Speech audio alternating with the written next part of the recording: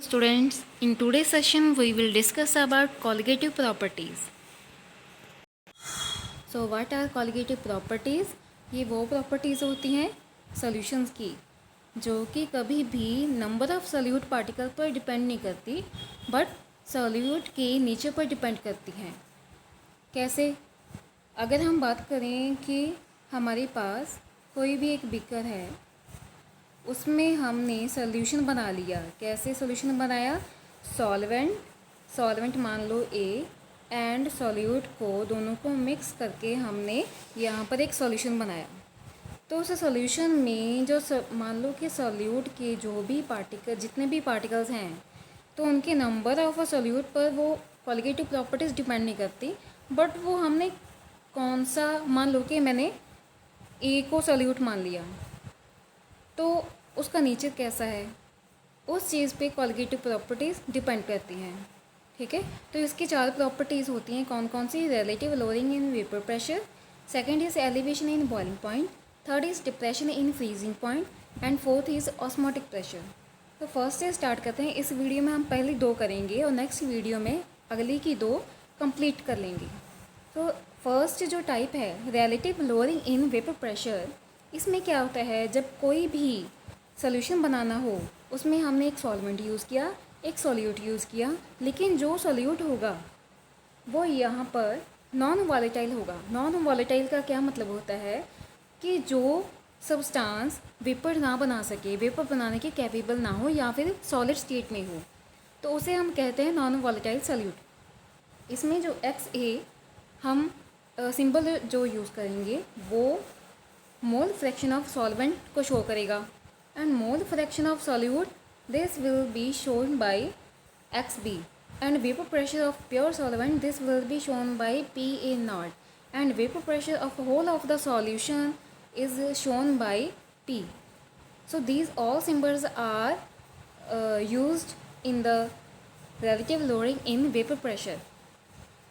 तो इसमें सारे के सारे सिंबल यूज़ करने के बाद हम बात करेंगे the vapour pressure of solution will be only due to solvent. अगर सॉल्यूशन बनाने के लिए जो सॉल्यूट यूज़ किया गया अगर वो नॉन सॉल्वेंट है, सॉरी नॉन वॉलेटाइल है, अगर सॉल्यूशन में जो सॉल्वेंट होगा, मान लो ए सॉल्यूट है, वो नॉन वॉलेटाइल है, वो वेपर नहीं बना रहा, वो वेपर नहीं बनाएगा, सिर्फ इसमें जो वेपर प्रेशर होगा वो सिर्फ बी की वजह से होगा। यहाँ पर जो बी जो वाटर है मान लो, उसकी वजह से ही यहाँ पर वेपर प्रेशर होगा, वेपर सिर्फ सॉल्वेंट की वजह से बनेंगे। तो सारा का सारा वेपर प्रेशर का कंट्रीब्यूशन सिर्फ बी देगा, ए तो देगा ही नहीं।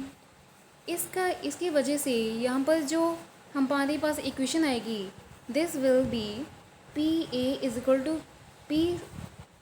टू पी ए।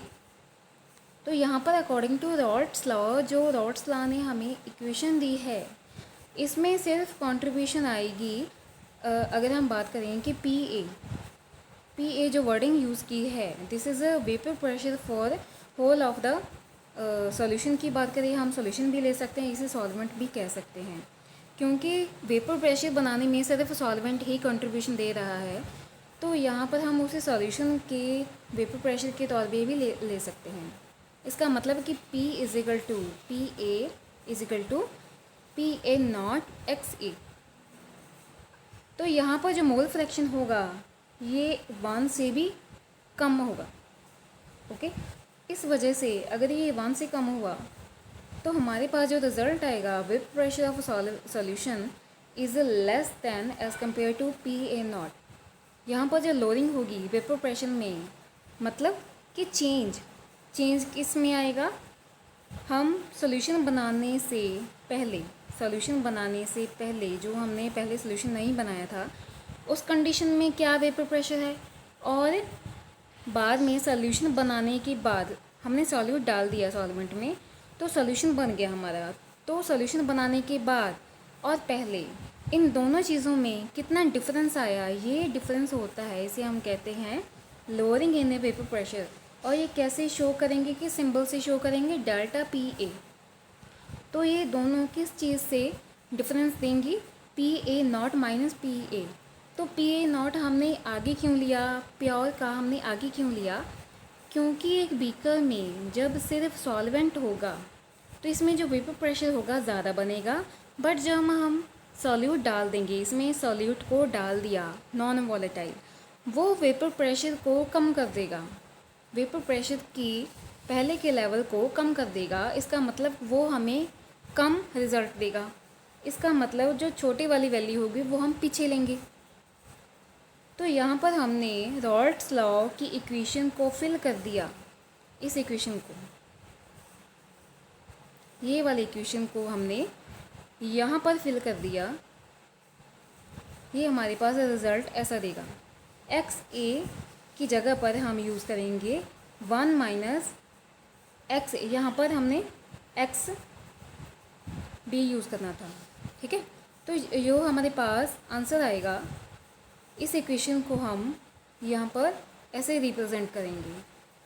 इस इक्वेशन में change in vapour pressure of solution और सॉल्वेंट की बात करें, इसके नीचे P N not is equal to X B.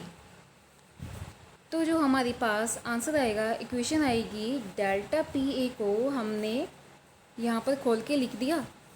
तो ये हमारे पास टोटल एक इक्वेशन आ जाएगी। इस इक्वेशन को आप अच्छे से याद कर लो, टिप्स पर रखो, क्योंकि ये बार बार न्यूमेरिकल्स में यूज़ होगी। आपके पास बोर्ड के एग्ज़ाम्स में जो क्वेश्चन आएगा वो आएगा, prove that relative lowering in vapour pressure is a qualitative property. तो ये सारी की सारी डेरिवेशन आपने सॉल्व करने के बाद जो रिज़ल्ट आएगा, उसके बाद आपने ये सारी चीज़ें लिखनी है। ये सारी चीज़ें किस चीज़ को एक्सप्लेन करेंगी, इस इक्वेशन को। ये जो येलो हाईलाइट किया हुआ है, इसको एक्सप्लेन करके अपनी सारा लिखने के बाद लिखना है, relative lowering of vapour pressure is an qualitative property. Okay, तो ये सारा आप यहाँ पर लिखेंगे और ये आपका प्रूफ हो जाएगा सारी डेरिवेशन करने के बाद। इसमें बाद में डिटर्मिनेशन है of molar mass of solute. तो हमने एक फार्मूला यहाँ पर फाइंड आउट करना है, वो सारा फार्मूला, उसकी डिटर्मिनेशन कैसे करेंगे, with the help of Raoult's law. P A not minus P A over P A not is equal to X B. ये हमारी सबसे ज़्यादा यूज़ होने वाली इक्वेशन है, बहुत ज़्यादा इंपॉर्टेंट है, इसे ही हम यहाँ पर यूज़ करेंगे। कुछ और हमारे पास सिंबल जो हैं यहाँ पर यूज़ किए गए। W A is weight of solvent, W B is a weight of solute, M A is a molar mass of solvent and Mb is a molar mass of solute। इन सारी चीज़ों को हम कहाँ पर यूज़ करेंगे, मोल fraction of solute. सबसे पहले मोल fraction of solute कैसे हमने पता किया था, Nb। अगर XB का मोल फ्रैक्शन हमें पता करना है, Nb over Na plus Nb, then Na क्या होता है, moles of solvent, Nb is a moles of solute, then Na की वैल्यू जो होगी, this is weight over molar mass, weight over molar mass of B. इन दोनों चीज़ों को यहाँ पर हमने जब फिल किया, तो सॉल्व करने के बाद, ये सारा सॉल्व करने के बाद हमारे पास लास्ट में ये इक्वेशन आएगी। इस इक्वेशन में सारा का सारा डाटा फिल है, जिसमें चेंज इन वेपर प्रेशर, और हम कह सकते हैं कि relative lowering in vapour pressure यहाँ पर यूज़ हो गया। मोलर मास ऑफ बी यानी कि सॉल्वेंट का molar mass, WA into relative lowering in vapour pressure. तो ये सारा आपके पास एक इक्वेशन आ जाएगी। ये इक्वेशन बहुत ज़्यादा इम्पॉर्टेंट है, आपने ये बहुत अच्छे से करनी है और इसको बार बार न्यूमेरिकल्स में यूज़ करके प्रैक्टिस भी करनी है। इसके साथ ही एक न्यूमेरिकल है, इस न्यूमेरिकल में कैलकुलेट क्या करने को कहा है, नॉन वॉलेटाइल सॉल्यूट। तो सबसे पहले इस इक्वेशन की स्टेटमेंट पढ़ेंगे, calculate the mass of non volatile solute, जिसका मोलर मास 40 है लेकिन सॉल्यूट नहीं बताया कि कौन सा है, then which should be the dissolve in 11 which should be dissolved in 114 gram of octane to reduce its vapor pressure to 80%। यहाँ पर इन्होंने क्या कहा कि सॉल्वेंट में वो वाला सॉल्यूट इन्होंने यूज़ किया जिसका मोलर मास 40 है, और इसको ऑक्टेन में डिज़ोल्व कर दिया जिसका मास 114 ग्राम है। सारा डाटा यहाँ पर हम यूज़ करेंगे कि किस इक्वेशन में, ये वाले इक्वेशन में यूज़ करेंगे। तो यहाँ पर सबसे पहले relative lowering in vapour pressure का जो फॉर्मूला है, प्योर वेपर प्रेशर जो है वो हमें 100 लेना होगा, क्योंकि प्योर में कोई भी सॉल्यूट यूज़ नहीं किया तो उसे हम 100 लेंगे, माइनस 80%, क्योंकि उसमें से 80% हमने रिड्यूस हो गया। तो रिड्यूस करने के बाद यहाँ पर जो आंसर आएगा this will be 0.2। Now according to Raoult's law हमारे पास ये इक्वेशन आती है, ये हम पता कर चुके हैं ऊपर। Then this will be find out by the next calculation. जो हमारे पास ऑक्टेन का मास है और उसका जो मोलर मास है वो सारा यहाँ पर जब हम फिल करेंगे तो सिर्फ x की हमने फाइंड आउट करनी है। Then x will be the weight of solute. Okay, सारी कैलकुलेशन करने के बाद जब हम x की वैल्यू फाइंड आउट करेंगे देन ये हमारे पास फाइंड आउट करने के बाद 10 ग्राम आएगी। 10 gram will be the mass of solute.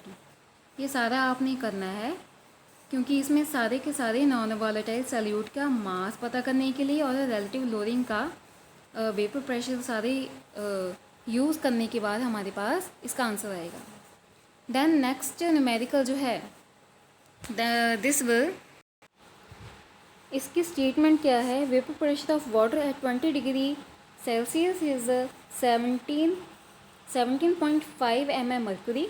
A solution of sucrose का हमने सोल्यूशन बनाना है जिसका मोलर मास 342 है। It will prepare by dissolving 68.4 gram in 1000 gram of water. तो वाटर हमारे पास क्या होगा, सॉल्वेंट होगा, और उसमें हमने सॉल्यूट जो डाला है 68.4 ग्राम है।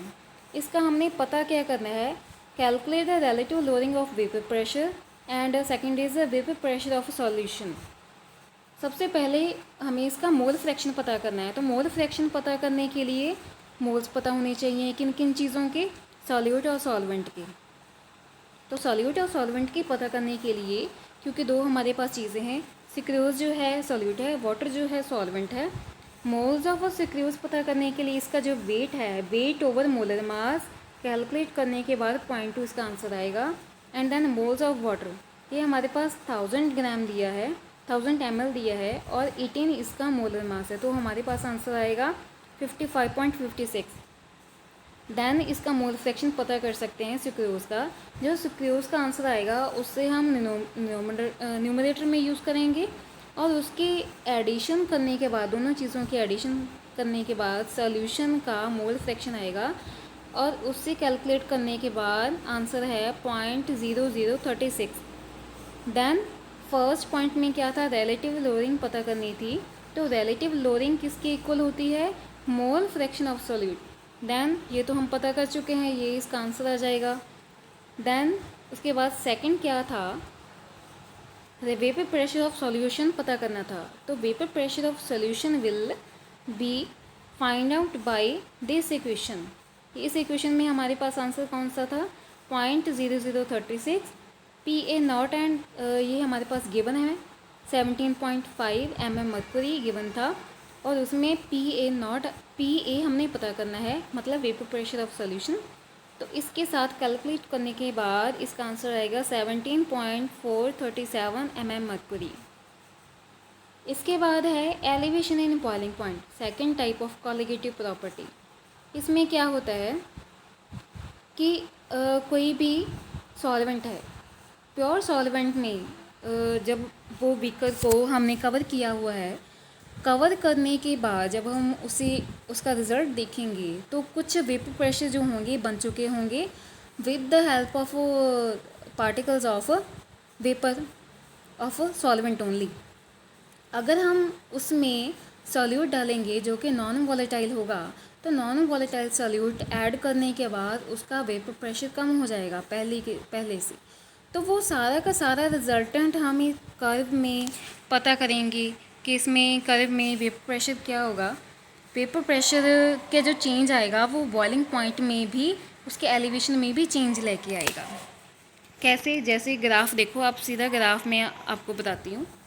इसमें हमने ग्राफ बनाया जिसका वर्टिकल लाइन जो है वेपर प्रेशर शो करेगी, टेम्परेचर वो हॉरिजॉन्टल वे शो करेगा। तो इसमें जो प्योर सॉल्वेंट है और सॉल्यूशन जो है, सॉल्यूशन का जो टेम्परेचर होगा वो ज़्यादा शो होगा और प्योर सॉल्वेंट जो है वो थोड़े से टेम्परेचर पे ही बॉयल करना शुरू कर देगा। जैसे कि टी बी नॉट आप देख सकते हो यहाँ पर, एंड टी बी, ये दोनों चीज़ें जो हैं, टी बी नॉट जो है वो सबसे कम वाला टेम्परेचर शो कर रही है और टी बी जो है उससे थोड़ा सा ज़्यादा टेम्परेचर शो कर रही है। अगर हम प्योर सॉल्वेंट की बात करें तो वो टी बी नॉट टेम्परेचर पे बॉयल करना शुरू कर देगा और जो सॉल्यूशन है वो टी बी पे बॉयल करना शुरू करेगा। So T B not is for the pure solvent. इसका मतलब है कि जो प्योर सॉल्वेंट होता है वो जल्दी बॉयल करना शुरू कर देगा थोड़े टेम्परेचर पे। तो इसका जो डिफरेंस है, हमारे पास जो टी बी है वो ज़्यादा टेम्परेचर शो करेगा। इसका मतलब इसका जो डिफरेंस आएगा हमारे पास, T B, delta T B is equal to T B minus T B not. Mathematically हमारे पास ये इक्वेशन आएगी जो मैंने अभी आपको समझाया। ये सारी की सारी थ्योरी आप यहाँ पर देख सकते हो, अच्छे से पढ़ के आपको बहुत अच्छे से समझ आ जाएगी। और according to the colligative property, इसमें जो चेंज है, चेंज आने के बाद ये हमें क्लियर हो जाएगा कि ये मोलर कंसंट्रेशन पे ही डिपेंड करती है।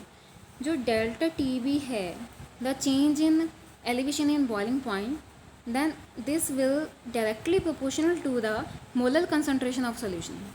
जब हम प्रोपोर्शनलिटी हटाएंगे तो हमारे पास कौन सा कांस्टेंट आ जाएगा, molar boiling elevation constant. This will be called के B.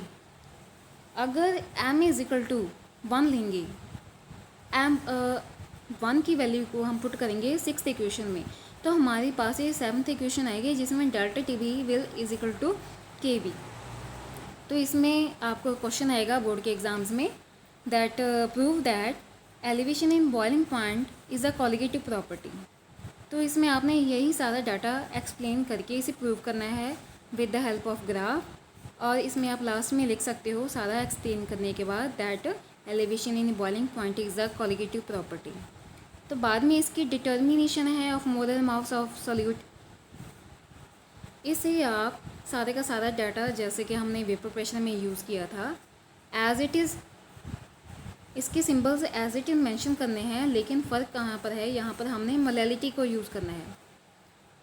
Molality, moles of a solute over weight of solvent in grams. अगर आप किलोग्राम में लोगे तो आपको 1000 लगाने की ज़रूरत नहीं है। यहाँ पर अगर आप ग्राम यूज़ करोगे तो आपको 1000 लगाने की ज़रूरत है। Then moles of solute, moles of solute will be calculated by the weight of solute over molar mass of solute. Then molality में आपने ये वाली सारी टर्म यूज़ करके ये इक्वेशन निकाल लेनी है। अगर ये इक्वेशन आप इसमें फिल करोगे, जब आप ये वाली सारी मोलर की कैलकुलेशन इक्वेशन को delta T B is equal to K B into M की जगह पर ये वाली इक्वेशन फिल करोगे तो आपके पास इक्वेशन आ जाएगी delta T B is equal to K B into W B into 1000 over M B into W B. यहाँ पर आप न्यूमेरिकल्स बहुत इजीली निकाल सकते हो। ये जो इक्वेशन है आपकी बहुत ज़्यादा इम्पॉर्टेंट है और आपको अच्छे से आनी चाहिए। इसे हम न्यूमेरिकल में फिल करके देखेंगे कि इसे कैसे यूज़ करना है। इसके साथ वाला न्यूमेरिकल है, the boiling point of benzene is 35.23 Kelvin when 1.8 of non-volatile solute will be dissolved in 90 gram of benzene. The boiling point is raised to 354.11 Kelvin। ये हमारे पास कुछ डाटा है, इसे कैलकुलेट इसमें क्या करना है, मोलर मास ऑफ सोल्यूट और K B for benzene is given, that is 2.53 Kelvin kilogram per mole. इसमें सारा डाटा जो है आपको गिवन है, जैसे कि बेंजीन का बॉइलिंग पॉइंट 353.23 Kelvin गिवन है, नॉन वॉलेटाइल सोल्यूट का वेट गिवन है 1.8 ग्राम, एंड सॉल्वेंट का, बेंजीन का हमारे पास वेट गिवन है 90 ग्राम, एंड जो उसका बॉइलिंग पॉइंट है वो बाद में रेज हो कितना हो जाएगा 354.11 Kelvin। तो इसमें जब हम इसे सॉल्व करेंगे, सारी की सारी वैल्यूज़ जो है गिवन थी वो तो हम एज इट इज़ लिख लेंगे, लेकिन यहाँ पर जो टेम्परेचर डिफरेंस है वो हम ऐसे निकाल लेंगे। आंसर आ जाएगा 0.88 केल्विन। सारा डाटा इस इक्वेशन में फिल करने के बाद हमारे पास MB मोलर मास की वैल्यू गिवन कैलकुलेट हम कर लेंगे 57.5 ग्राम पर मोल।